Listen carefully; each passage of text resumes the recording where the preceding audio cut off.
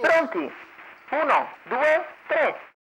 Buono questa volta il segnale, Scroce Daghi velocissimo al comando, sfila e prende subito 3 lunghezze di margine Numero sui 4, rivali. Oro FKS, La squalifica invece coglie Oro FKS.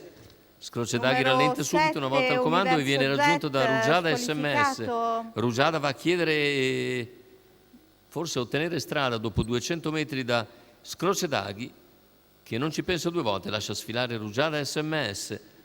E quindi Michele Canali in vantaggio dopo 250 metri di gara. Si trascina Scroce Daghi, la terza posizione in corda per Ulrich Trio, poi Rambo di Cesato, all'esterno è già Tile Toile.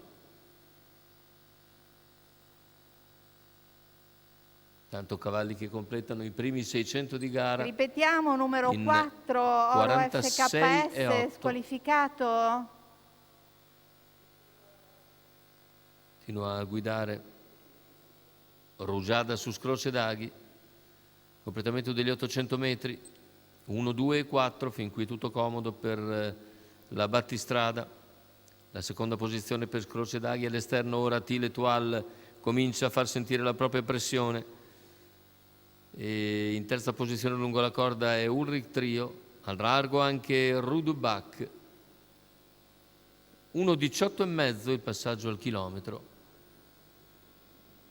In vantaggio Rugiada SMS, seconda posizione per Scroce, in corsia esterna invece Tile Toile, squalificati invece, o perlomeno ritirato, Universo Jet. 14,7 il parziale davanti alle tribune, ha cominciato ad accelerare decisamente Rugiada, ma Tile Toile ora arriva al sediolo della battistrada, supera Scroce Daghi almeno parzialmente e si trascina Rudubach, quindi Ulrich Trio.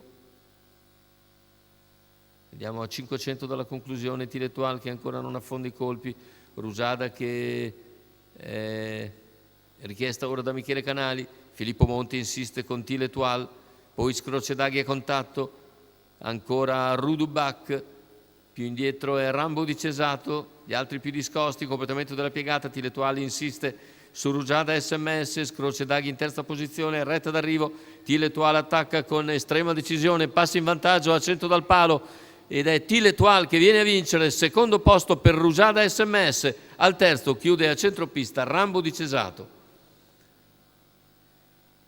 1,16,6 partendo da dietro, quindi da tarare, 29,3 a chiudere per gli ultimi 400 metri. Filippo Monti con Tile Toile vince questa corsa, trofeo delle regioni Gentleman for Life. Passavano i primi 2 per la finalissima, quindi sono Filippo Monti con Tile Toile e Michele Canali con Rugiada SMS.